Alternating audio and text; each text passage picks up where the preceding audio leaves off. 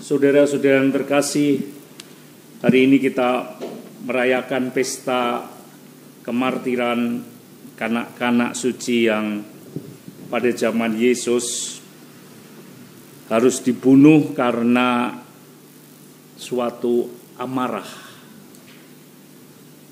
Orang tidak akan melenyapkan atau sampai pada tahap membunuh kalau dia pertama-tama tidak dikuasai oleh amarah. Sebabnya salah satu ketujuh pokok cacat jiwa adalah amarah, kecuali malas.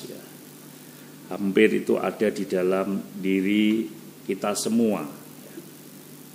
Kita melihat bagaimana amarah itu menimbulkan kebencian dalam diri Herodes si penguasa, lalu dia memutuskan untuk melenyapkan semua anak-anak.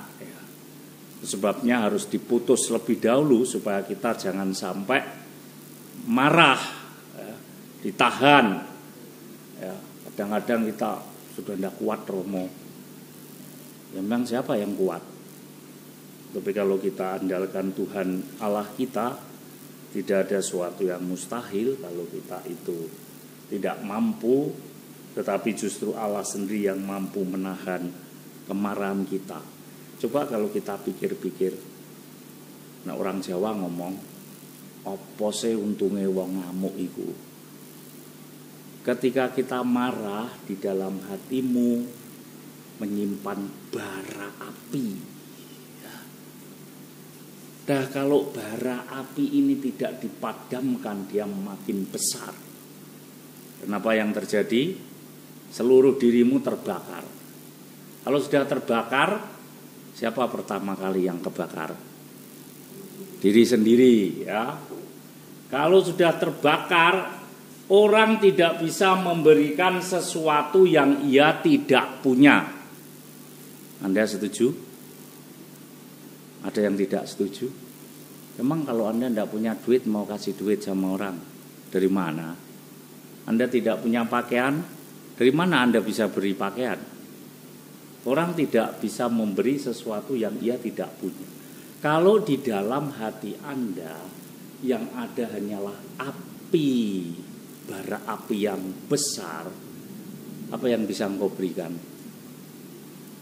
Ya bara api toh. Kau lemparkan kepada orang lain dan orang itu juga akan terbakar. Jadi apa gunanya kita itu marah berkepanjangan? Tuhan tidak melarang kita marah.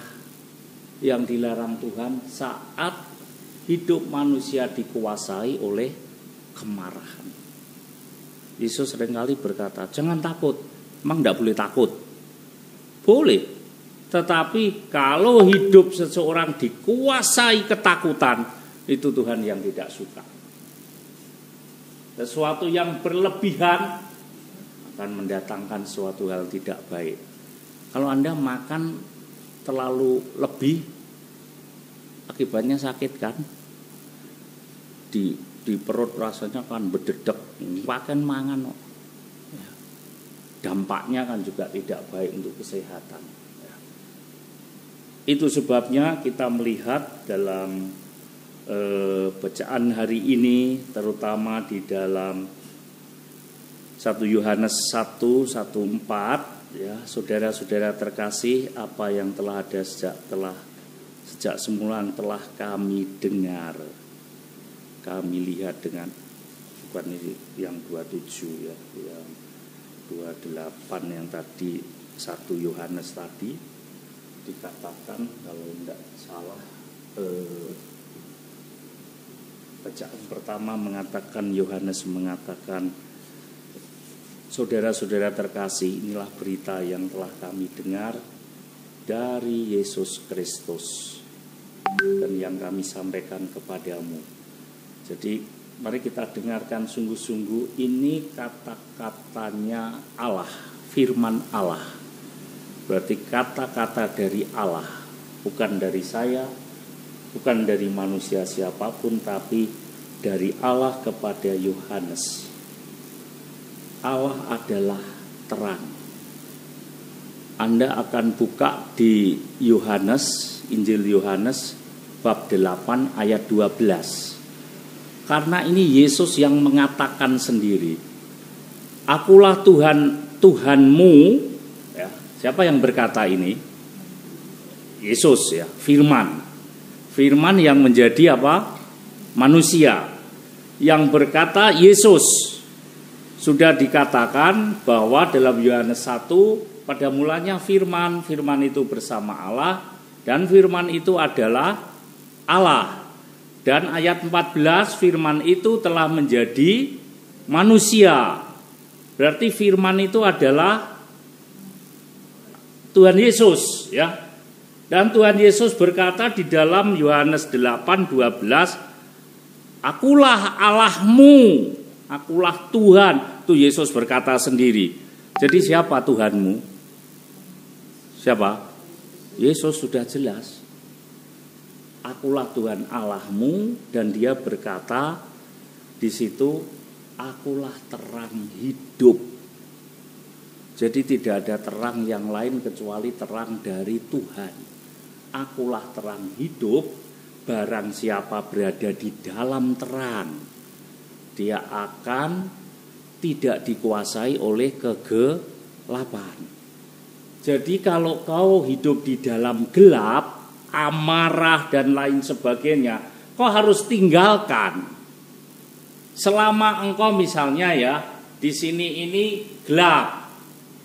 Engkau tahu di sini gelap, di sana terang. Engkau tidak bisa hanya mengatakan, oh itu terang, tidak bisa. Selama engkau tahu itu terang, kamu tetap dalam hidup kegelapan, engkau tetap dikatakan di dalam gelap. Lah supaya dikatakan terang, yo ngaliyo ning kono. Ya.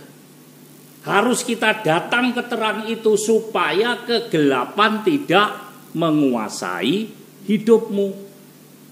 Herodes tahu terang itu dari Allah, tetapi dia tidak mau mendatangi terang itu. Dia tetap dalam zona nyaman. Amarahnya meledak-ledak.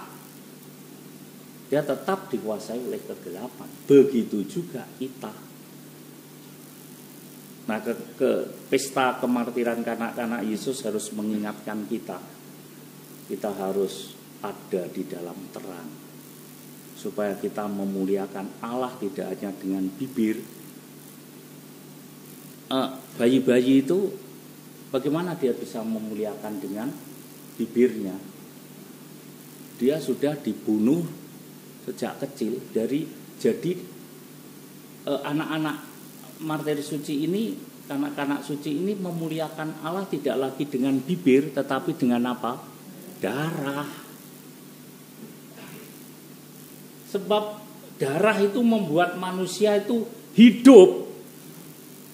Coba manusia nggak ada kehabisan darah, mati enggak? Mati kan. Darah itu melambangkan hidup seperti halnya air. Itu sebabnya kalau kita itu membunuh seseorang, itu darahnya berteriak. Kok jangan berkata hanya, ya saya menyesal telah membunuh. Tidak cukup. Engkau harus juga istilahnya apa?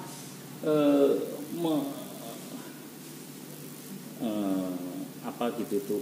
Tumbuk apa itu? Kalau menebus ya. Harus ditebus. Kematian kita ditebus oleh darah Yesus. Lihat. Apakah artinya itu saya juga harus mati, Romo? Bukan mati secara fisik, tapi matikan hal-hal yang mendatangkan dosa, kemarahan. Lihat itu yang ketika ada itu loh di dalam firman, saya tidak mengarang. Coba baca kitab Kejadian. Saat si kakaknya Habel, Kain, bunuh Habel, Tuhan Allah berkata, di manakah engkau, Kain? Emang aku penjaga adik saya. Padahal jelas-jelas dia bunuh si Habel adiknya. Lalu Tuhan berkata, engkau boleh tidak mengakui, tapi darah adikmu yang berteriak. Artinya kau harus matikan, ya, bahkan matikan sumbu api yang mulai membara itu. Bagaimana Rasul Paulus mematikan sumbu apinya? Loh, dia terkenal orang yang paling anyir dengan darah kekristenan. Dia kalau dengar orang Kristen, kalau tidak ditangkap, dipenjarakan, disiksa, dibunuh sama dia. Dan itu berteriak loh. Ya, berteriak darah itu orang-orang yang dibunuh oleh Paulus. Tapi dia tidak hanya bertobat, tapi dia meninggalkan hidupnya yang seperti itu. Semenjak dia kenal sang terang, tak satu pun dia lakukan lagi. Bukan hanya penangkapan, pembunuhan, no, di dalam hidupnya. Itu tumbal kita. Kita harus juga berani tumbal. Daud pun juga sama. Dia berikan tumbal yang luar biasa, tidak mau melakukan lagi hal-hal yang mendatangkan amarah dan menimbulkan dosa.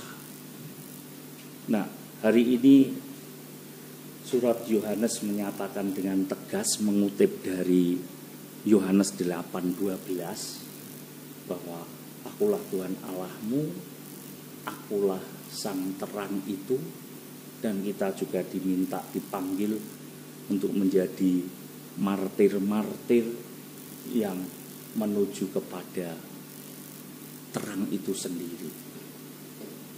Dalam tahap hidup manusia memang kemartiran yang paling tinggi, tetapi bukan kemartiran yang tidak pakai akal budi. Tidak ada kemartiran di dalam kekristenan itu orang bunuh orang, itu tidak ada. Tidak ada, itu karena rasa benci. Kemartiran karena rasa benci itu apa sih untungnya buat Tuhan? Enggak ada. Tapi kalau kemartiran karena nama Yesus, dan itu tidak harus membunuh. Sementara ada orang menangkap kemartiran itu adalah dengan jalan membunuh orang-orang yang tidak sepaham.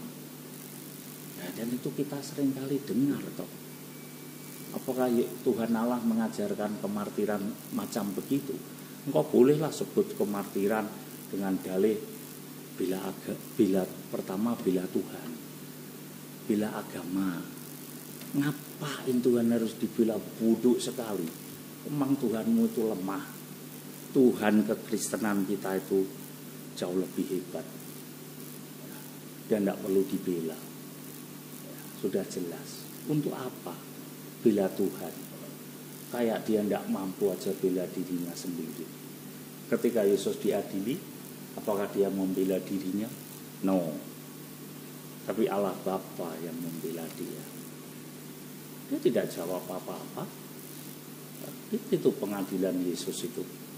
Kalau Anda tahu pengadilan Yesus, dia hanya diam dan ngomong seperlunya. Dan Allah Bapa yang datang menolong dia. Ketika dia mau ditangkap, dia bilang, kau cari siapa? Para serdadu itu pada jatuh semua. Cuma ditanya, kau cari siapa? Ngapain kita harus bila-bila Allah Tuhan kita? Justru Allah kitalah yang membela hidup kita ketika kita bertemu dengan Bapa. Tuhan Yesus tinggal tunjukkan. Ketika orang berhadapan dengan Bapa, Tuhan Yesus hanya tunjukkan apa? Salibnya aja tuh. Ini loh, Bapa, aku sudah melakukan semuanya, dan itu untuk keselamatan manusia. Bersyukurlah orang yang menanggapi firman Tuhan dan akhirnya percaya. Dan Yohanes mengatakan, inilah kehendak Dia, yaitu kamu harus percaya kepada Dia yang adalah terang itu sebagai Tuhan dan Juru Selamat. Mari kita mohon dalam pesta kanak-kanak suci, kemartirannya kita pun juga berani mempunyai kemartiran yang bukan kemartiran fisik, tetapi kemartiran yang hanya karena nama di atas segala nama, yaitu Yesus. Kanak-kanak martir suci, doakanlah kami. Kanak-kanak martir suci, doakanlah kami. Kanak-kanak martir suci, doakanlah kami. Kita melanjutkan dalam persembahan roti dan anggur, persembahan Kristus di altar Tuhan, memberikan darahnya untuk dosa-dosa kita.